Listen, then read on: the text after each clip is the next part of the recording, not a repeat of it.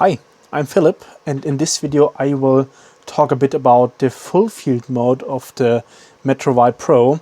So after my initial tutorial of the scanner, I've got quite some questions about the full field mode, and to be honest, I didn't cover it in the previous video, simply because I most of the time use the laser line mode, and if I use full field mode, I use the Auto Turntable variant of it. So you have to understand that Auto Turntable basically is full field mode, but with the scanner held stationary in the tripod and the parts rotating, and therefore you can simply achieve higher resolution because you're not wheeling around the scanner, which introduces quite some wobble. But firstly, let's start. So the full field pattern is quite a bit different from the laser line mode. So the laser line mode, you have the crossed laser lanes, and in full field it's more like of a light pattern that is moving around the surface. So for full field, let's now look at the software options we can do with it. It's quite similar to the laser line option for the settings. You have the exposure, you can use manual exposure, automatic exposure. Most of the time automatic exposure will be fine, but if you plan on having or if you want to scan a very brightly colored part, like a white part, on a black surface or black table, you may want to use manual exposure, since then the white will be blown out. Then you have the option for zooming in, or it's more like cropping in, I think.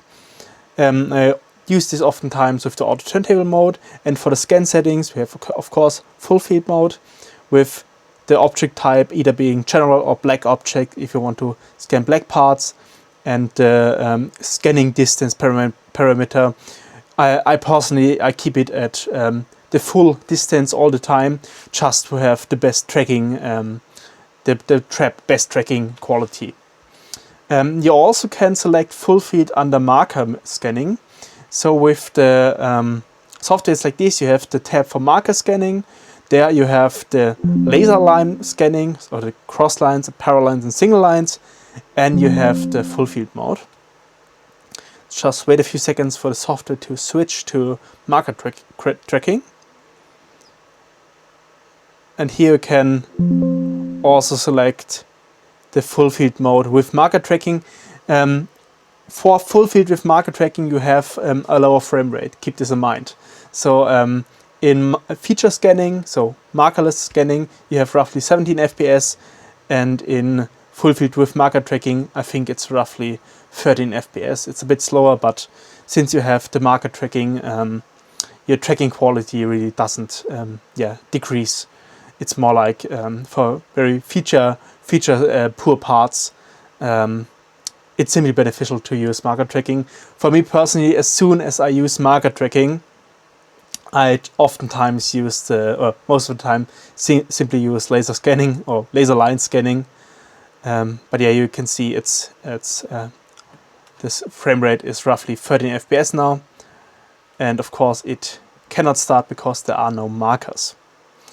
But now let's switch back to the feature scanning mode. So to test the full field scanning and show you what is the best kind of part to scan with it, you want to have an organic part, or like irregular shapes and irregular features.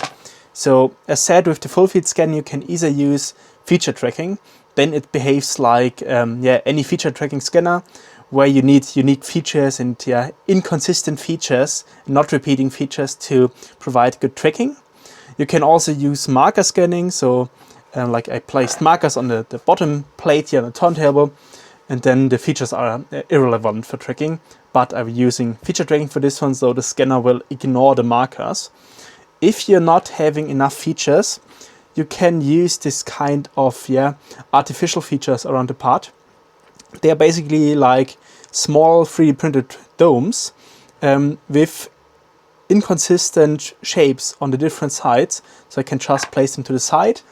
Another quite useful trick can be using some simply crumbled up painter's tape also to the side of the part. And this simply provides patterns or texture that the features that the scanner can use for tracking. So I will just be crumbling up a few crumbs here, so I'm not losing tracking when I'm like scanning the lower parts of the chin or of the jaw. But this will be working quite fine, especially in the face area where we have a lot of features. So, like this. Now, as we prepared our part, we can enable automatic exposure. We have used the FullField mode and we have a general object, so it's not black. It's like bone colored. And therefore, let's look at the part.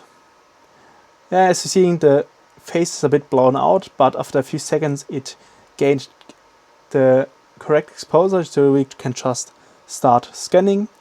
And for the FullField mode, it's quite important that you have very slow and relaxed movement speeds.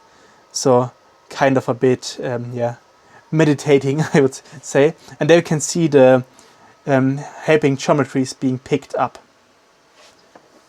So let's just slowly move around the head.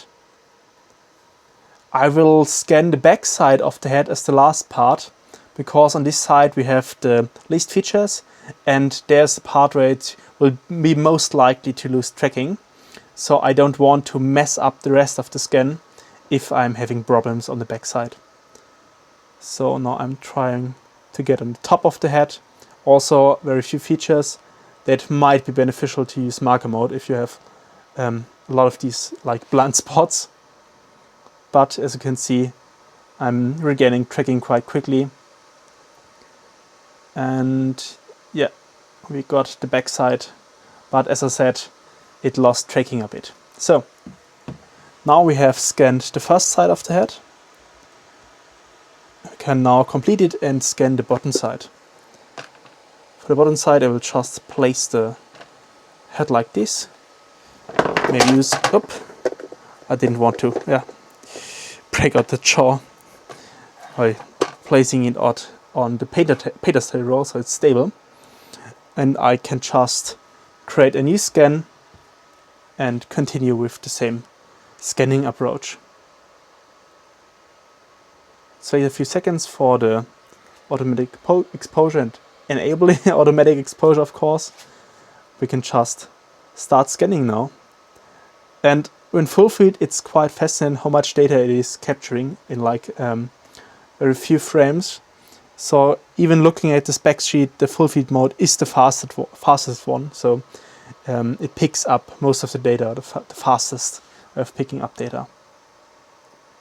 And I will again be moving very slowly right around the head here. And as you can see, I'm keeping the tracking. But if you would be making some very quick movements, it could happen that you lose tracking. So, like this. And now let's post-process the data.